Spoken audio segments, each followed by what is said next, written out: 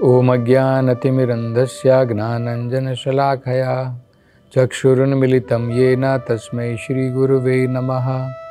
नमो ओं विष्णुपदाय कृष्णप्रेष्ठाय भूतले श्रीमते भक्तिवेदान्तस्वामिनिति नामिने। नमस्ते सारस्वते देवे गौरवाणी प्रचारिणे निर्विशेषशून्यवादी पाश्चात्यदेशतारिणे। जय श्री कृष्ण चैतन्य प्रभु नित्यानंद श्री अद्वैत गदाधर श्रीवासदि गौर भक्तवृंद। हरे कृष्णा कृष्ण कृष्णा हरे हरे, हरे राम राम राम हरे हरे। हरे कृष्णा। तो अब अजामिल जो है अपने घर का त्याग करके संसार से बिल्कुल निरासक्त होके अब हरिद्वार में पहुंच चुके हैं। और ऐसे पवित्र स्थान पर पहुंचने के बाद में अजामिल ने वहां पर भगवान विष्णु के मंदिर में शरण आश्रय ग्रहण किया है और अपने मन को काबू में करके, अपनी इंद्रियों को काबू में करके भगवान की सेवा में लगे हैं। और खासकर भगवान की विग्रह हमेशा, उनका रूप जो है उनके मन में हमेशा रहता है।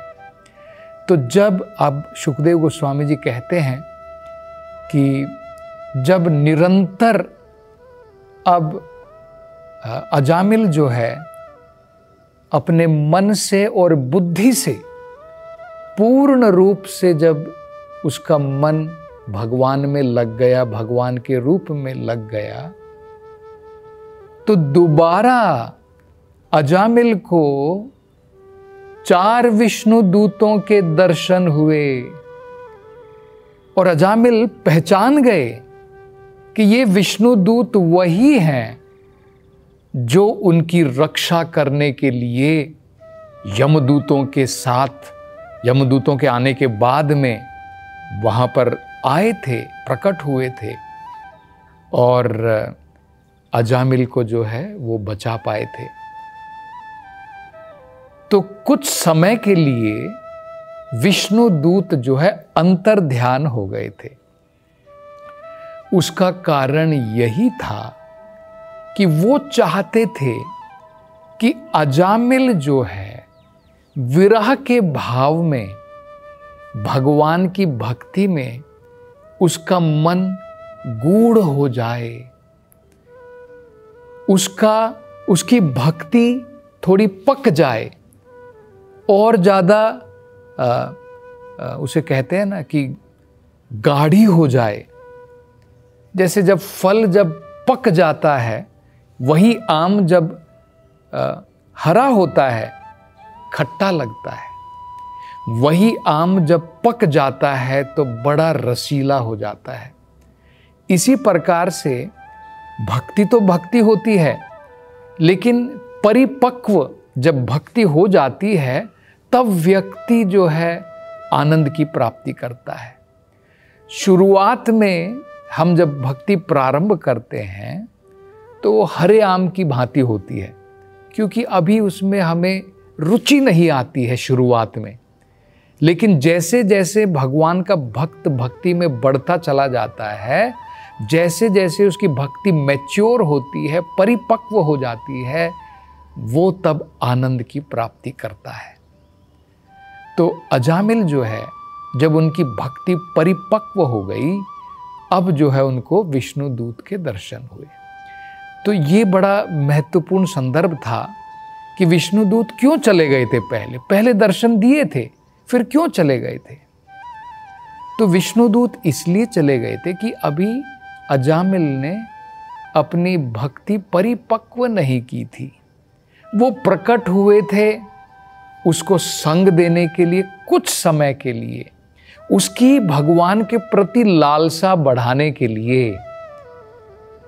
यही हम देखते हैं भागवत में एक और प्रसंग आता है नारद जी के बारे में। नारद जी अपनी कथा बताते हैं कि इसी प्रकार से साधुओं का संग करके और जैसा उन्होंने मार्ग बताया था, उसी प्रकार से उन्होंने भगवान के ऊपर ध्यान लगाना प्रारंभ किया, भगवान की भक्ति प्रारंभ की, और तुरंत कुछ समय के बाद में भगवान विष्णु को अपने मन के अंदर में वो देख पाए, उनके दर्शन हुए, और पूर्ण रूप से आनंदित होकर के भाव विभोर में नारद जी जो हैं भगवान को प्रणाम करते हैं। लेकिन कुछ समय के बाद भगवान अंतर्ध्यान हो गए। उसके बाद नारद जी ने बहुत प्रयास किया, लेकिन इतने प्रयास के बाद भी वो दोबारा भगवान के दर्शन नहीं कर पाए। बहुत दुखी हो गए नारद जी। तो तब भगवान जो है, भगवान के शब्दों को वो सुन सके, भगवान ने कहा, हे नारद, मैं तुम्हारी लालसा बढ़ाने के लिए कुछ समय के लिए तुम्हारे सामने प्रकट हुआ था, लेकिन क्योंकि अभी तुम्हारी भक्ति परिपक्व नहीं हुई है, तुम्हारा मन पूर्ण रूप से शुद्ध नहीं हुआ है, इसलिए मैं अंतर्धान हो गया हूं। और जब तुम बहुत ही निष्ठा के साथ में, लौल्यम के साथ में, जब तुम मेरी भक्ति में दोबारा लग जाओगे और तुम्हारी भक्ति अत्यंत गूढ़ हो जाएगी, पक जाएगी तुम्हारी भक्ति, तब तुम सदैव मेरे दर्शन कर पाओगे, अन्यथा मेरे दर्शन बहुत दुर्लभ है। तो ये हम प्रसंग यहां पर भी देख सकते हैं कि अजामिल की लालसा बढ़ाने के लिए कुछ समय के लिए विष्णु दूतों ने अजामिल को दर्शन जरूर दिए, उसको अपना संग प्रदान किया, लेकिन अभी अजामिल की भक्ति पूर्ण रूप से परिपक्व नहीं हुई थी, इसलिए वो अंतर्ध्यान हो गए थे। और अब जब मन लगा करके अजामिल हरिद्वार में भगवान के सेवा में लगे हुए हैं, उसकी मन और बुद्धि अब पूर्ण रूप से जब भगवान में लग चुकी है, एक प्रकार से समाधि में लीन है अजामिल, तब विष्णु दूत दोबारा प्रकट हुए। तो उनको देख करके बड़ा अजामिल जो है आनंदित हो गए और भगवान के इन दूतों को वो चरण छू करके उनको प्रणाम करते हैं।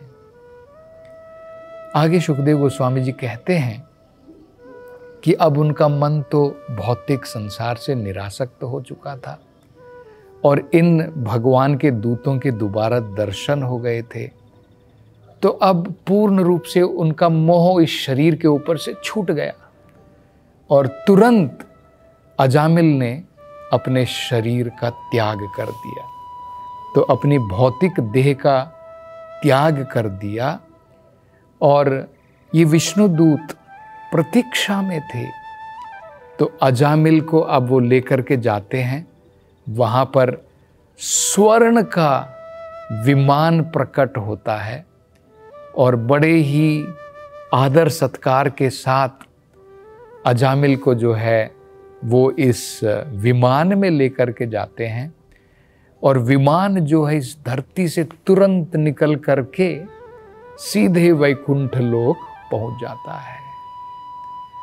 तो ये बड़ा महत्वपूर्ण प्रसंग है कि जब तक हमारा मन पूर्ण रूप से शुद्ध नहीं हो जाता है, जब तक हम भौतिकतावाद में डूबे हैं, लेश मात्र भी भौतिकतावाद है, तब तक हम भगवत धाम में प्रवेश नहीं कर सकते हैं। जब मन पूर्ण रूप से शुद्ध हो जाता है, निरासक्त हो जाते हैं भौतिक मोह माया से, तब भगवान स्वयं अपने विष्णु दूतों को भेजते हैं। जिस प्रकार से पापी लोगों की मृत्यु के समय यमदूत आते हैं, भगवान के भक्त को लेने के लिए भगवान के विष्णु दूत आते हैं। और ये कोई बड़ी जो है आश्चर्य की बात नहीं है कि तुरंत जो है उस विमान में बैठने के बाद में वो वैकुंठ लोक पहुंच गए, जहां पर भगवान वैकुंठपति उनकी सेवा में उनका संग करने के लिए, उनकी भक्ति करने के लिए अजामिल जो है वैकुंठ लोक पहुंच गए। ये बहुत मुश्किल नहीं है समझना। देखिए, ये शरीर बहुत स्थूल शरीर है। ये स्थूल शरीर अगर हम कहीं पर ले जाना चाहें, बड़ी से बड़ी टेक्नोलॉजी भी बना लें, मान लीजिए आज हमारे पास में हवाई जहाज है, हवाई जहाज से आप भारत से अमेरिका जाना चाहते हैं, कितना टाइम लग जाता है? कम से कम मिनिमम 12 घंटे 15 घंटे तो लग जाते हैं। 12-15 घंटे विमान में जाने के बाद में हम जाकर के अमेरिका पहुंचते हैं। और आजकल हम लोग देख रहे हैं कि वैज्ञानिक लोग जो है चंद्रमा तक जाना चाहते हैं, अलग अलग ग्रहों पर जाना चाहते हैं। बहुत समय लग जाता है, दिन दिन लग जाते हैं वो कहते हैं, क्योंकि ये शरीर जो है स्थूल है।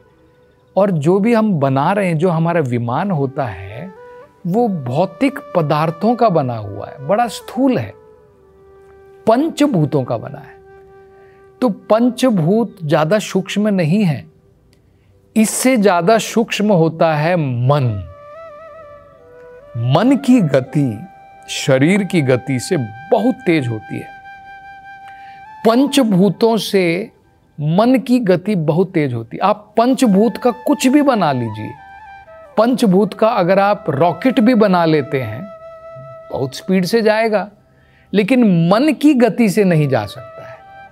देखिए मन की गति कैसे होती है। आप यहाँ पर भारत में बैठे हैं और मन के अंदर में आप विचार करते हैं, सोचते हैं मैं अमेरिका में हूं, तो आपका मन अमेरिका में पहुंच जाता है।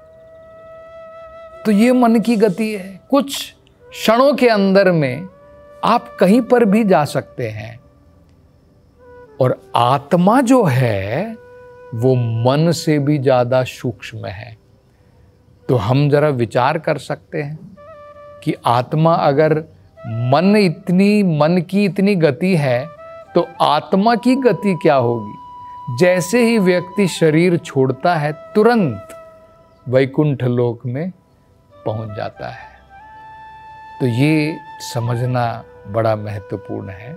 इसलिए भगवत गीता का पहला पाठ भगवान यही समझाते हैं, ये शरीर मैं नहीं हूं, हम आत्मा है। ये पहला पाठ है। भगवान क्या कहते हैं, अशोचयानन्वशोचस्त्वं प्रज्ञावादंश्च भाषसे गतासु न गतासु नश्च नानुशोचन्ति पंडिताः। भगवान कहते हैं अर्जुन, तुम इस शरीर में डूबे हुए हो, इसलिए कौन मर गया कौन जीवित है तुम रो रहे हो, धो रहे हो कि मैं अपने लोगों को कैसे मारूं। मेरे यहाँ पर भीष्म पितामह हैं जो मेरे पितामह के बराबर हैं, यहाँ पर मेरे गुरु द्रोणाचार्य हैं, यहाँ पर अनेकों प्रकार के मेरे मित्र हैं। मतलब देहात्मा बुद्धि में अर्जुन जो है विलाप कर रहे हैं। और भगवान जो हैं तुरंत कहते हैं कि ये पंडित के लक्षण नहीं है। जो व्यक्ति ज्ञान में बढ़ चुका है, ये उसके लक्षण नहीं है। गतासु न गतासु नश्च नानुशोचन्ति पंडिता। असली पंडित जो होता है वो कोई मर गया कोई जीवित है, इन सब के बारे में विचार नहीं करता है, क्योंकि उसे पता है शरीर तो शरीर है, एक दिन तो त्यागना है, आत्मा तो हमेशा रहती है। तो फिर इसके लिए इतना क्या विचार करना। तो ये भगवान जो है पहला पाठ पढ़ाते हैं भगवद गीता में कि सबसे पहले तो हमको ये समझना है, ये स्थूल शरीर है, इसके अंदर में एक और शरीर है, सूक्ष्म शरीर, मन बुद्धि अहंकार का। मन बुद्धि अहंकार, ये तीन पदार्थों से, ये भी भौतिक पदार्थ है, मन और बुद्धि और अहंकार भी भौतिक पदार्थ हैं। इनसे हमारा सूक्ष्म शरीर बनता है। यही सूक्ष्म शरीर आत्मा को लेकर के जाता है एक शरीर से दूसरे शरीर। जब हम शरीर छोड़ते हैं, हमारा मन नहीं मरता है, हमारा मन है, उसके अंदर में इच्छाएं हैं। जो इच्छाएं मृत्यु के समय में होती हैं, वहीं पर हमारा मन आत्मा को लेकर के जाएगा, उसी प्रकार का शरीर प्राप्त होगा। तो मन, बुद्धि, अहंकार ये सूक्ष्म शरीर है और इससे भी ज्यादा सूक्ष्म है आत्मा। तो आत्मा का ज्ञान बहुत महत्वपूर्ण है। उसके बाद में अगला ज्ञान भगवान भगवत गीता में परमात्मा ज्ञान देते हैं। परमात्मा का ज्ञान मतलब ऐसा नहीं है कि बस मैं अकेला हूं, मैं आत्मा हूं और मैं ही परमात्मा हूं।